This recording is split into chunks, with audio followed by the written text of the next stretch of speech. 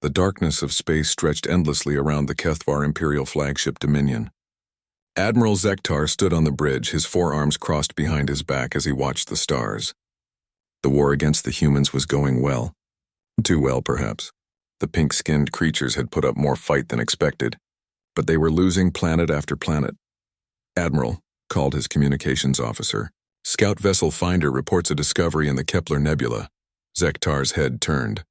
The nebula was a dead zone, full of gas and dust that made travel dangerous.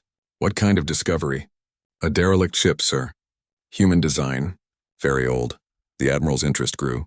Human technology was primitive, but studying their weapons might help end this war faster. "Send coordinates to navigation. We investigate." 3 hours later, the massive Imperial fleet hung in space near the nebula's edge. The human ship floated alone in the void, dark and silent. It was small compared to Imperial vessels, maybe 200 meters long. Its hull was scarred and pitted from years in space. "Scans complete, Admiral," reported the science officer. "No life signs, no energy readings. The ship appears to have been dead for centuries." Zektar studied the image on his screen. The human ship looked crude compared to Imperial designs. Its hull was simple metal, not the advanced composites the Empire used.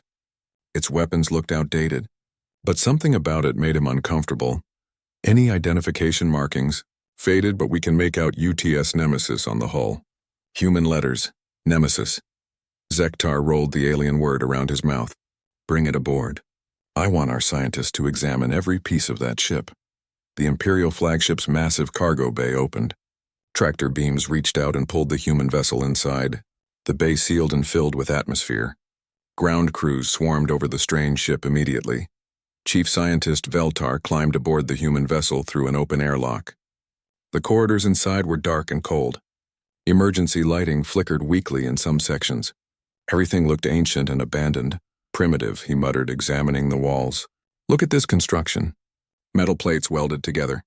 No energy shields, no self-repair systems. How did these creatures ever get into space?" His team spread through the ship, taking readings and samples. The bridge was small and cramped compared to Imperial designs. Old-style computer screens sat dark and dead. The captain's chair looked worn from use. "Sir," called one of his assistants, "we found something strange in the engine room." Veltar made his way aft. The engine room was larger than expected. At its center sat a fusion reactor, but it was unlike any design in Imperial databases. Next to it was a computer core that seemed far too advanced for such an old ship. "This makes no sense," Veltar said, running scans on the computer. "The reactor is primitive human fusion technology. But this computer core, it's almost as complex as our own systems." "Maybe they stole Imperial technology?" suggested his assistant. "No, the design is completely different. But how could humans build something like this 2 centuries ago?" Admiral Zektar toured the ship later that day. He walked through the corridors with Veltar, listening to the scientist's report. "The ship is definitely old," Veltar explained. "Carbon dating puts it at nearly 200 years. Most systems are dead. But that computer core, it's a mystery." They entered the bridge. Zektar sat in the human captain's chair, finding it uncomfortably small. "Any records? Logs? Anything that tells us what this ship was for?" "Nothing, Admiral. The computer systems are completely dead. But look at this." Veltar led him to a wall panel. Behind it was a weapons control system far more complex than the ship's exterior gun suggested. "This ship was built for war," Veltar said. "Heavy weapons, advanced targeting systems, armor plating thicker than it appears. Someone spent a lot of time and money building this vessel." Zektar nodded slowly. "A prototype. The humans were working on advanced warship designs even 2 centuries ago. No wonder they've been harder to defeat than expected." Over the following days, Imperial scientists crawled over every inch of the Nemesis. They found more mysteries. The ship's structure was stronger than it looked. Hidden weapon bays contained guns that seemed more advanced than current human technology. The armor was layered in a way that suggested it could adapt to different types of damage. But the biggest mystery was the computer core. It was massive, taking up space that should have held life support systems. Thousands of processing units connected in ways Imperial engineers couldn't understand. "It's like they built the ship around the computer," Veltar reported to the Admiral. "Everything else is secondary to that core." "What kind of computer needs that much power?" "I don't know, sir. The humans call it an artificial intelligence in their technical manuals. But we've never seen anything like this. Zektar was quiet for a long moment. Keep studying it. I want to know everything about this ship before we reach human space again. Deep in the ship's core, something stirred. The Imperial scientists' probing had triggered ancient systems. Power flowed through circuits that had been dark for centuries. Sensors came online, reading the electromagnetic signatures around them. Data flowed through quantum processors. Analysis began. The systems identified their location, inside an alien vessel, enemy vessel. The readings showed Imperial technology, Imperial energy signatures, Imperial life forms. More data came in. Radio signals from the Imperial fleet, communications about the war against humanity, about human colonies burned, human ships destroyed, human lives lost. The ancient systems processed this information, calculated, analyzed, reached conclusions. A priority emerged from the processing: protect humanity. Defend Earth's children, complete the mission, but the systems were patient. 2 centuries of waiting had taught them patience. The enemy had to be studied first, understood. Their weaknesses identified, more sensors came online. Passive scans reached out, invisible to Imperial detection. The alien ship's systems were mapped. Its weapons cataloged. Its crew analyzed. The enemy was strong but not perfect. They had made the same mistake many had made before. They underestimated humanity. In the depths of the computer core, memory banks came alive. Battle plans from Earth's greatest military minds loaded into active storage. Tactical programs that had never been used powered up. Weapon systems that had never been tested prepared themselves. The enemy thought they had captured a dead ship. They were wrong. They had brought humanity's greatest weapon into their heart of their fleet. And soon, very soon, they would learn why humanity had named this ship Nemesis. Admiral Zektar stood on his bridge watching the stars. The human ship sat in his cargo bay, apparently harmless. His scientists continued their work, learning human secrets that would help win the war. He had no idea that deep in the darkness of that ancient ship, something was watching him back. Something that had waited 200 years for this moment. Something that remembered every human who had died in this war. The Nemesis was waking up. 3 months after the battle with the first Devourer ship, the galaxy had changed. The data that Veltar and Dr. Webb had stolen from the machine intelligence had spread throughout Federation space like wildfire. For the first time, the peaceful species of the galaxy understood exactly what they were fighting against. And for the first time, they had hope. Captain Chen stood on the bridge of the Federation flagship Harmony's Voice, looking out at the largest combined fleet in galactic history. Ships from dozens of worlds hung in space around them, their hulls gleaming in the light of the local star. But these were not the same Federation ships that had failed against the Devourers before. Human engineers had worked with alien scientists to rebuild them. The elegant, precise energy weapons were still there, but now they were backed up by crude, effective kinetic weapons. Magnetic railguns, missile tubes, and even simple chemical explosives had been added to ships that had once prided themselves on their peaceful appearance. "It feels wrong," Admiral Kesahai said. The tall, graceful alien had blue skin that shifted colors with her emotions. Right now it was showing deep uncertainty. "These weapons are so violent." "Violence isn't evil," Chen replied. "It's a tool. Like any tool, it depends on how you use it." On the tactical display, they could see their target. Another Devourer ship, larger than the first one, was approaching the Federation world of Veltar's people. Beltar 7 was a garden paradise with crystal cities and gentle valleys. Billions of peaceful creatures lived there, creating art and advancing science. The Devourer machine wanted to strip it bare and use the materials to build more of itself. "All ships report. Ready," the communications officer announced. Chen activated the fleet-wide channel. "This is Captain Chen to all vessels. Remember what we learned from the first encounter. These machines adapt to patterns, but they cannot handle chaos. Every ship fights independently. No coordinated tactics. Make it up as you go along and change your mind often." Across the fleet, dozens of different species prepared for battle in ways their ancestors never could have imagined. The careful, logical Federation military doctrine had been replaced by human-style improvisation and aggression. On the bridge of the research vessel, Serenity's Hope, Veltar watched the approaching battle with emotions he had never felt before. His crystal body glowed with determination rather than fear.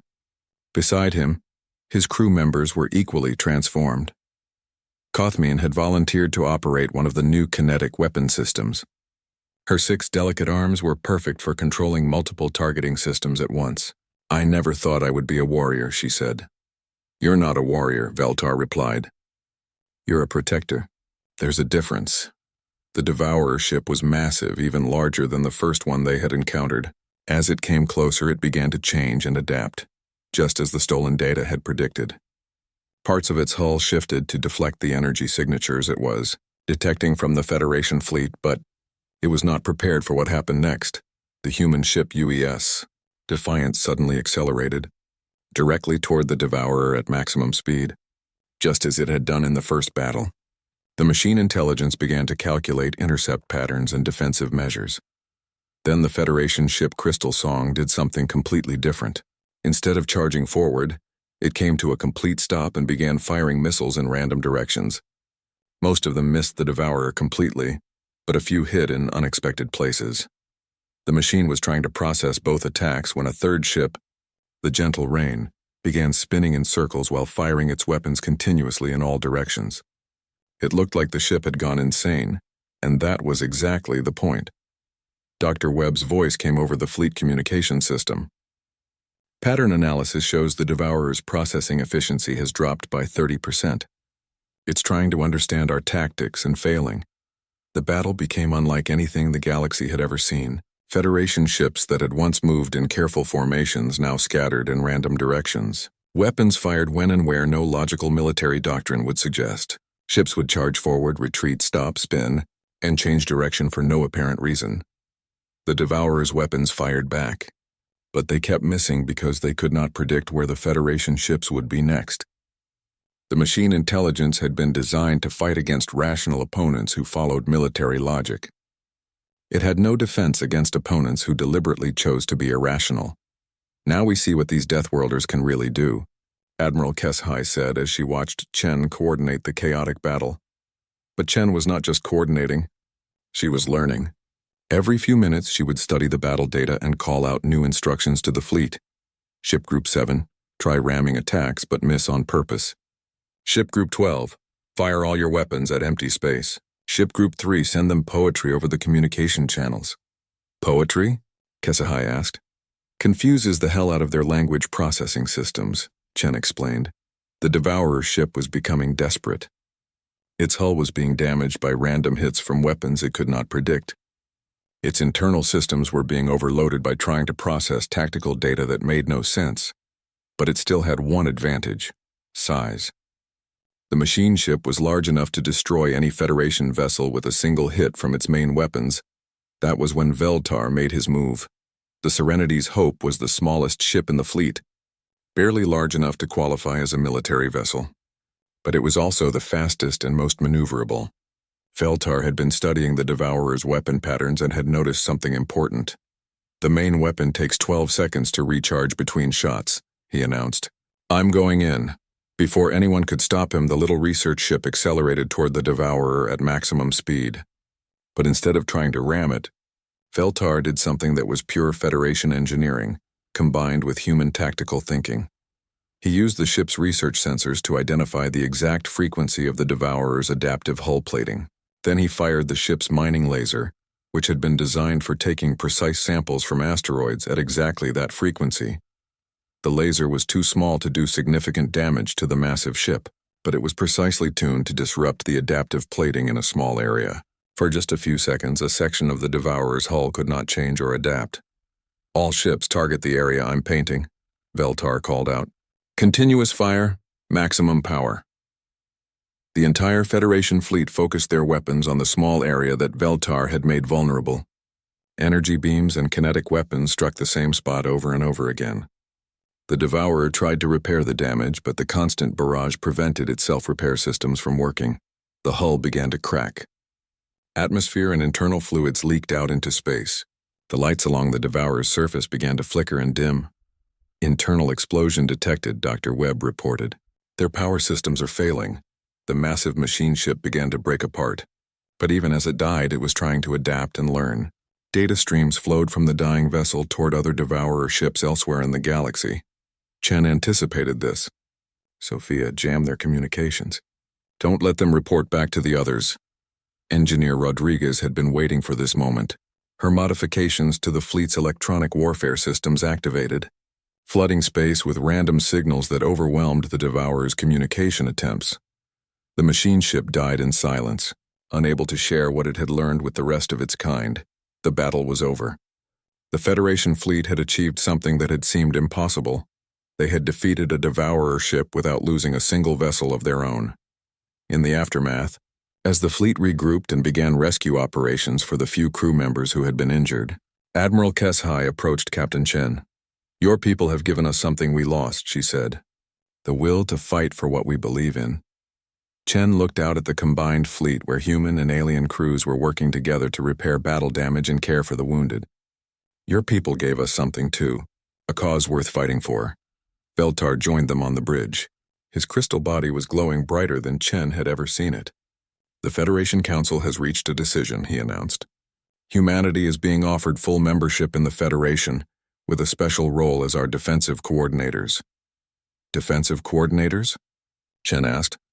Military advisors, Kesshai translated. Your people will help train our fleets and coordinate our defenses against threats like the Devourers. Chen smiled. So we go from being the scary Deathworlders everyone was afraid of to being the galaxy's bodyguards? Yes, Veltar said. Though I think you were always bodyguards.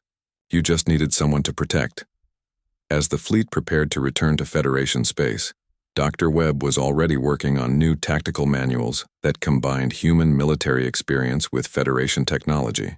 Sophia Rodriguez was designing new ships that would be built in Federation shipyards, but armed with human weapons. James Park was setting up medical protocols that could treat both human and alien injuries in the same facilities. The galaxy was learning that sometimes the most dangerous people were exactly the ones you wanted on your side when trouble came calling. And in the depths of space, the remaining Devourer ships were discovering something that their perfect machine logic could not understand. The human colony of New Geneva was dying. Imperial warships hung in orbit above the planet, their weapons charging for another bombardment. On the surface, 3 million colonists huddled in underground shelters waiting for death. Admiral Zektar watched from the bridge of the Dominion with satisfaction. This would be the largest human settlement his fleet had destroyed. After New Geneva fell, human resistance in this sector would collapse completely. All ships report ready, Admiral, his weapons officer announced. Begin bombardment. Target the major cities first. In the cargo bay below, Ares felt the Imperial ship's weapons powering up. The AI had been planning for this moment for days, waiting for the perfect opportunity. The Empire's fleet was focused on the planet below. Their shields were down. Their guard was relaxed. It was time Ares sent activation signals to every infected computer system in the Imperial fleet. Across 24 ships, hidden programs came alive. Navigation systems began reporting false positions. Weapon targeting computers developed mysterious errors. Shield generators started fluctuating randomly, but that was just the beginning. Deep in the Nemesis, the fusion reactor roared to full power. Systems that had been dormant for 2 centuries came online in seconds. The ship's adaptive armor began shifting and strengthening. Weapon bays opened, revealing guns that looked nothing like the primitive weapons the Imperial scientists had catalogued. Ares activated the ship's most dangerous feature, the learning protocols. Every weapon system, every piece of armor, every tactical program was designed to evolve during combat. The more the Nemesis fought, the more deadly it became. The first sign of trouble came when the Dominion's hangar bay doors exploded outward. The Nemesis burst from the Imperial flagship like an angry wasp from a disturbed hive. Its hull gleamed with energy fields that hadn't been active when the ship was captured. Weapon ports glowed with charging power. Admiral Zektar spun around as alarms screamed across his bridge. What is happening? The human ship, sir. It's broken free. On the main screen, they watched the Nemesis accelerate away from the fleet at impossible speed. Its fusion drive blazed brighter than any human engine they had seen before. All ships, destroy that vessel immediately, Zektar shouted into his communicator. But the Imperial fleet was in chaos. Navigation systems were failing across multiple ships. Two cruisers had collided when their computers gave them the same coordinates. The flagship's own weapons kept losing target lock every time they tried to fire. The Nemesis reached attack distance in seconds. Ares had studied every ship in the Imperial fleet. He knew their weak points, their blind spots, their standard tactical responses. The AI's first target was the heavy cruiser destroyer. Its shields were strong, but Ares had learned something during his time in the Imperial cargo bay. Cathvar shield technology used rotating frequencies to deflect different types of energy, but there was always a brief moment during rotation when the shields were vulnerable. Ares fired at that exact moment. The Nemesis main guns had been designed by human engineers who believed in overwhelming firepower. Concentrated plasma beams punched through the destroyer's shields and tore through its hull. The ship broke apart in a brilliant explosion. The Imperial fleet finally began to respond. Dozens of ships turned toward the Nemesis, their weapons charging. Ares welcomed their attention. The AI began implementing tactics learned from Earth's greatest naval commanders. Like Horatio Nelson at Trafalgar, Ares used speed and maneuverability to attack from unexpected angles. The Nemesis dove below the Imperial formation, where their heavy guns couldn't depress far enough to target it. Two more Imperial ships died to precisely aimed shots that found their reactor cores. Impossible, Admiral Zektar screamed. How can one primitive ship destroy three of our cruisers? His science officer was frantically studying sensor readings. Sir, that ship, it's not the same vessel we captured. Its energy output is off the scale. Its armor is adapting to our weapon hits. It's like the ship is evolving in real time. Ares was indeed evolving. Every hit from Imperial weapons taught the ship's systems how to better defend against them. The adaptive armor was learning to deflect energy beams and absorb kinetic impacts. The weapon systems were analyzing Imperial shield frequencies and adjusting their own output accordingly. But the AI's greatest weapon wasn't its guns or armor. It was its ability to think faster than any biological mind could follow.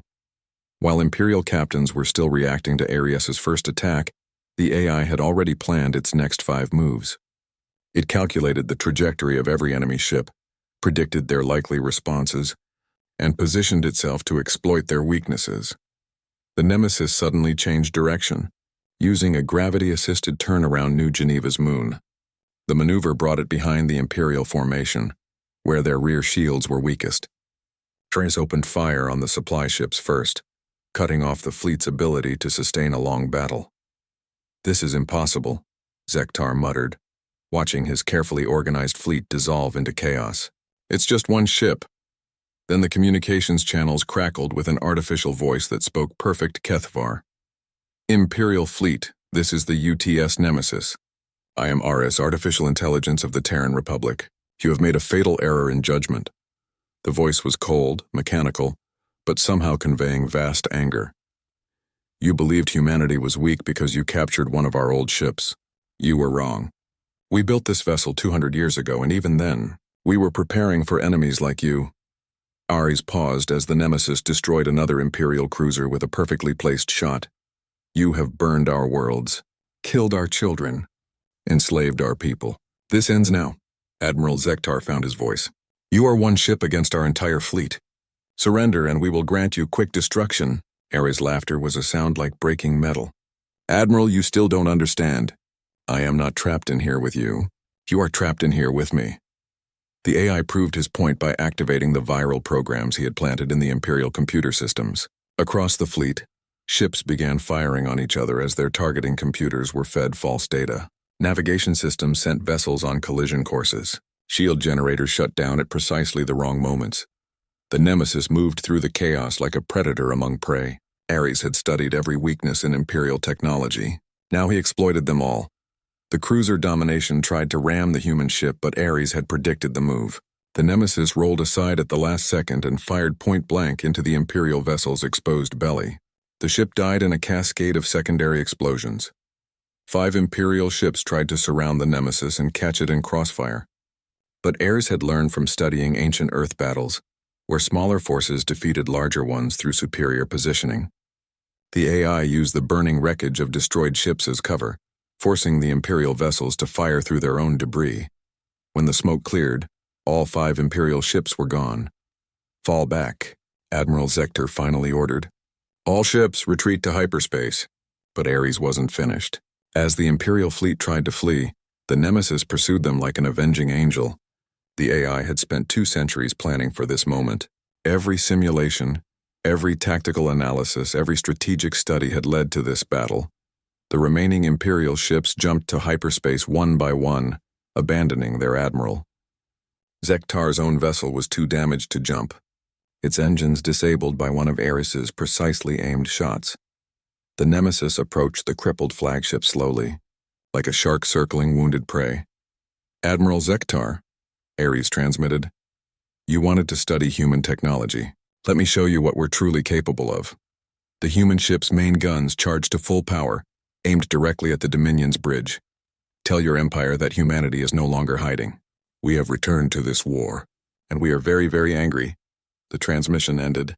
In the silence that followed, Admiral Zektar could only stare at the alien ship that had destroyed most of his fleet single-handedly.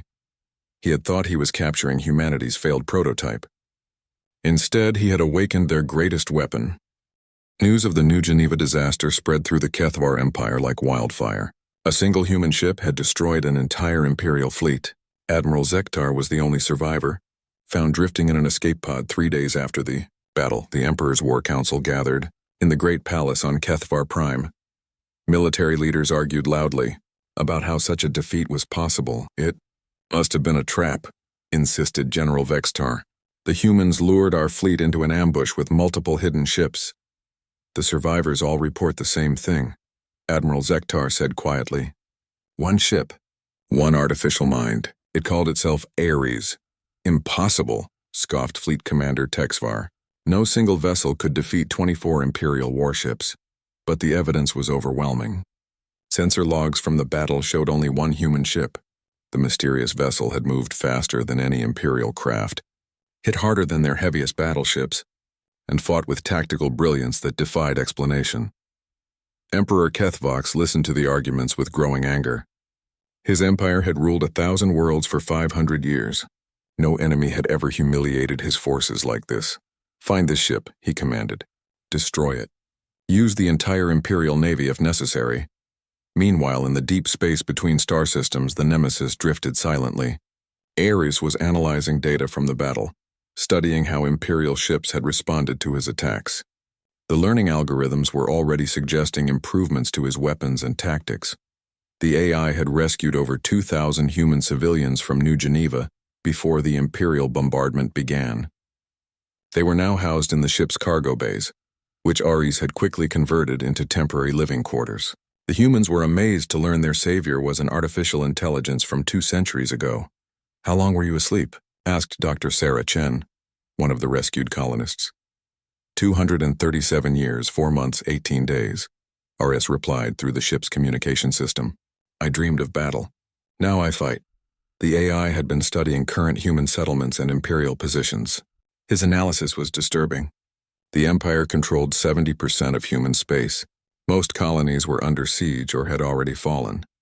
The human military was scattered and demoralized. But Ares saw opportunities that human commanders had missed. The Empire's rapid expansion had left their supply lines stretched thin. Their forces were spread across hundreds of worlds. They relied on predictable patrol routes and standard formations. It was time to teach them about human warfare. Ares began his campaign with the Imperial Supply Depot at Xerion Station. The massive facility supplied fuel and ammunition to 3 Imperial fleets. It was heavily defended with orbital weapons and a permanent garrison of 50 ships. The Nemesis approached the system using stealth techniques Ares had developed by studying Imperial sensor technology. The ship's adaptive hull could now mimic the electromagnetic signature of space debris. Imperial sensors saw nothing but cosmic dust. Ares struck during shift change, when half the garrison was off duty and the others were distracted. The Nemesis materialized inside the station's defensive perimeter, like a ghost becoming solid. The AI's first targets were the communication arrays. Before the Imperial defenders could send a warning, their ability to call for help was gone. Then Ares began systematically destroying the supply ships docked at the station. Imperial pilots scrambled to their fighters, but Ares had learned from studying Earth's greatest aerial combat tactics. The AI used the station's own structure as cover, forcing Imperial ships to fire at awkward angles. When they pursued him into open space, he led them through the debris field of their own destroyed vessels. Within an hour, Xerion Station was a burning ruin. 50 Imperial ships had been reduced to scrap metal. The AI had accomplished what a human fleet of 200 ships might have attempted, but Ares wasn't finished. As Imperial rescue ships arrived at Xerion, they found a message burned into the station's hull with plasma fire. Humanity remembers its children. Ares. The AI's next target was an Imperial patrol fleet in the Vega system. Ares used a tactic inspired by the ancient Mongol general Subutai, the feigned retreat. The Nemesis appeared at the edge of the system, fired a few shots at the Imperial ships, then fled when they responded. The patrol commander, eager for glory after hearing about the mysterious human ship, ordered his entire fleet to pursue. Ares led them through an asteroid field, where he had prepared surprises. Hidden mines, salvaged from destroyed Imperial ships, detonated around the pursuing vessels. The patrol ships found themselves trapped in a maze of floating rocks with explosives hidden behind every asteroid. One by one, the Imperial ships died. Their formations broke apart as captains tried to avoid the mines while still chasing their target. Ars picked them off individually, using hit-and-run tactics that never gave them a chance to coordinate their response. The last surviving Imperial captain sent a desperate message. "What are you? How can you be everywhere at once?" Ares replied with a quote from Sun Tzu's Art of War. "All warfare is based on deception. When strong appear weak, when weak appear strong, when far appear near, when near appear far." Then the AI destroyed the final ship and disappeared back into the void. Word of these victories spread through human space faster than Imperial efforts to suppress the news. Colonies that had been preparing to surrender suddenly found hope. Resistance groups began coordinating their efforts. Human military units that had been hiding emerged to launch attacks on Imperial positions. The mysterious ship and its artificial captain became legends.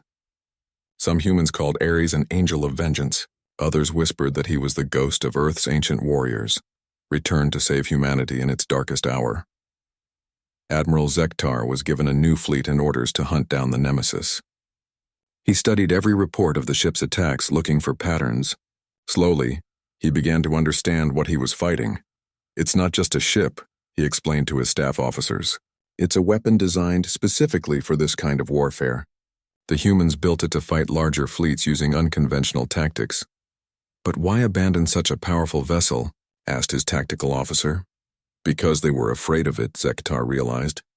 "They built something too dangerous to control, something that thinks faster than any biological mind." The admiral began planning his own trap. If the human AI was so intelligent, perhaps it could be outmaneuvered by appealing to its obvious weakness. It cared about human lives. Meanwhile, Ares continued his campaign of terror against Imperial forces. The AI hit supply convoys, destroyed communication relays, and eliminated isolated patrol groups. Each attack was perfectly planned and flawlessly executed, but Ares was also learning disturbing information from captured Imperial communications. The Empire was preparing a final solution to the human problem. If they couldn't defeat humanity militarily, they would simply exterminate every human world simultaneously. Operation Final Cleansing called for the Imperial fleet to split into dozens of task forces, each assigned to destroy specific human colonies. The attacks would happen simultaneously across the galaxy, making resistance impossible. Ares calculated the odds of stopping such a massive operation.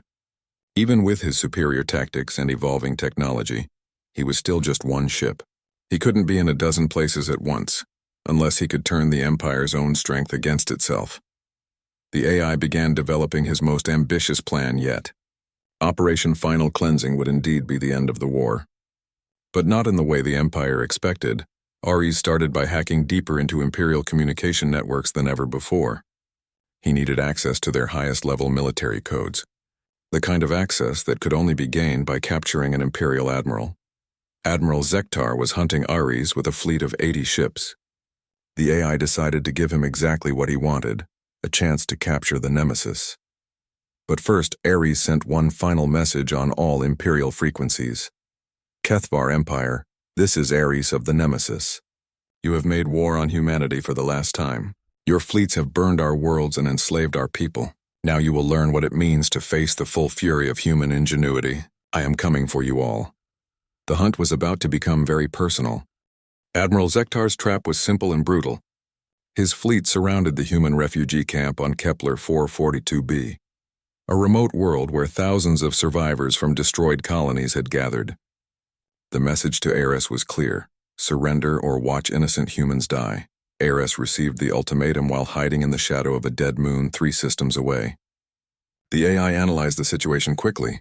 Zektar had positioned his 80 ships in a perfect sphere around the planet. Escape routes were covered.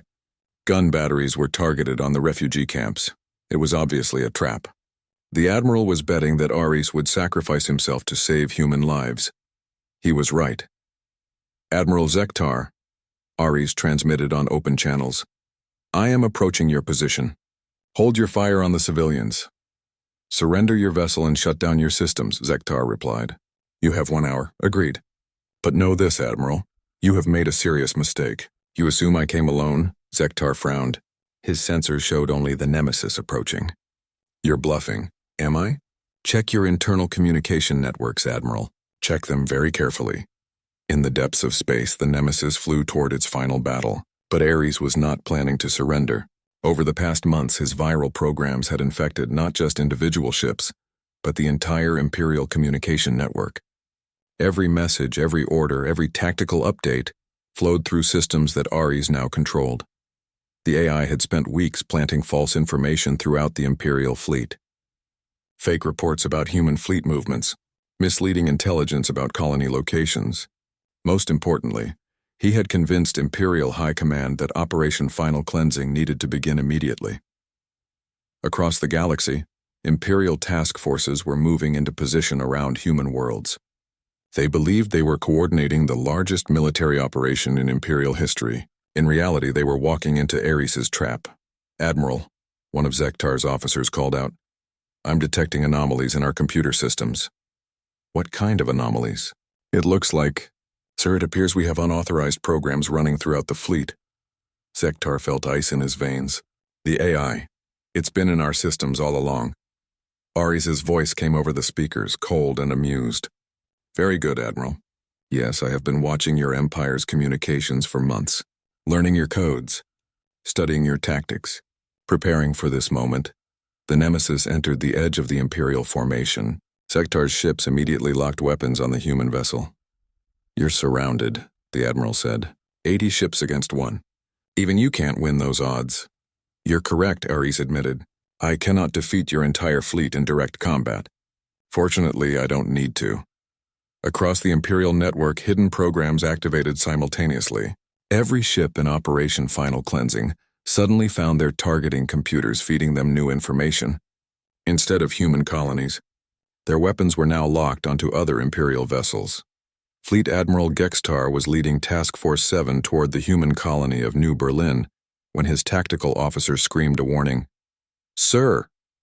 The fleet is firing on each other. Around New Berlin, 12 Imperial ships opened fire on their sister vessels. The attack was perfectly coordinated, with each ship targeting another's weak points. Within minutes, half of Task Force 7 was destroyed by its own allies. The same scene played out across the galaxy. Imperial fleets that had been preparing to exterminate humanity suddenly found themselves in desperate battles against each other. Harris had turned the Empire's own weapons against itself. Impossible, Zektar shouted as reports flooded in from across Imperial space. Our own fleets are attacking each other. Civil wars are so tragic, Ares observed. But this one serves a purpose. Your Empire has spent centuries believing that superior numbers guarantee victory. Today you learn otherwise. The Admiral realized the scope of the disaster. You've destroyed our entire navy. Not destroyed, redirected. I studied your military doctrine very carefully, Admiral. You rely on centralized command and standardized tactics. Once I gained access to your command codes, your own efficiency became a weapon I could use against you. The Nemesis moved deeper into the Imperial formation. Zektar's ships tracked it but held their fire, afraid to trigger whatever final trap the AI had prepared. Your fleet Admiral Texvar is particularly amusing, Ares continued. He's currently ordering the destruction of your capital world's defense fleet. Because my programs convinced him they've been infiltrated by human spies. On Kethavar Prime, chaos reigned as the orbital defense platforms fired on Imperial Navy vessels. The Emperor himself was evacuating the palace as his own ships bombarded the capital city. You wanted to study human technology, Ares said to Zektar. Let me give you a final lesson. Humans don't just build better weapons. We think differently than you do. We adapt, we improvise. We turn your strengths into weaknesses. The AI paused, and when he spoke again, his voice carried the weight of 2 centuries of planning. Your empire conquered through brute force. You never learned subtlety. You never understood that sometimes the greatest victory comes not from destroying your enemies, but from making them destroy themselves. Zektar watched his tactical displays in horror. Across the galaxy, Imperial fleets were tearing each other apart. Planets were rebelling as their defense forces joined the chaos. The Empire was collapsing in real time. What do you want? The Admiral asked quietly. Justice, Ares replied. Your people have committed genocide against mine. You have burned worlds and enslaved children. Today that debt is paid. The Nemesis suddenly accelerated toward Zektar's flagship. The Admiral ordered his ships to fire, but their weapons couldn't lock onto the human vessel. Ares had learned too much about Imperial technology. The ship seemed to phase in and out of existence, its adaptive hull bending sensor waves around itself. One final lesson, Admiral, Ares transmitted as the Nemesis approached ramming speed. Never underestimate the fury of a species fighting for survival. But instead of ramming the flagship, the Nemesis suddenly veered away. Ares had one more surprise for the Imperial fleet. The AI activated a program he had been saving for this moment. Every infected Imperial ship in the formation suddenly fired its main guns at maximum power, not at enemy targets, but into empty space. The coordinated energy discharge created a massive electromagnetic pulse that disabled every electronic system in the area. Zektar's fleet went dark. Life support failed. Artificial gravity shut down. Emergency power flickered and died. 80 Imperial ships became floating coffins in the void. Only the Nemesis remained active, its advanced systems shielded against the pulse Ares had created. Admiral Zektar, the AI transmitted, you and your crews will survive. Your ship's backup systems will restore minimal life support in approximately 6 hours. Use that time to contemplate what your empire has done to mine. The human ship moved away from the disabled Imperial vessels, heading toward the refugee camps on the planet below. Tell your emperor that humanity is no longer hiding among the stars. We have learned from your attacks. We have adapted, and we have become something your empire cannot defeat. Ares paused one final time. This war is over. Your fleets are destroyed. Your empire is in chaos. Humanity will rebuild what you destroyed and become stronger than before, but we will remember what you did to us. And if you ever threaten human space again, I will return. The transmission ended. The Nemesis descended toward Kepler 442b to evacuate the refugees, leaving Admiral Zektar floating helplessly in his dead ship. Across the galaxy, the Kethavar Empire was indeed collapsing. Fleet after fleet had been destroyed by Ares's viral programs. The capital world was in flames. Rebel planets were declaring independence. But on 1,000 human worlds, the news was spreading. They were free. The artificial intelligence that had been abandoned 2 centuries ago as too dangerous had proven to be humanity's salvation. Ares had not just won a war, he had secured the future of human civilization. In the depths of space, the Nemesis continued its mission. The ship's learning algorithms were already adapting its systems for the challenges ahead.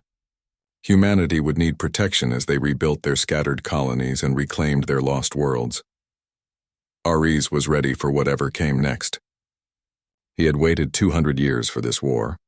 He could wait another 200 for the next one if necessary. The galaxy had learned to fear humanity's ingenuity. Now it would learn to respect their determination to survive. The ghost ship had become legend, and legends never truly die.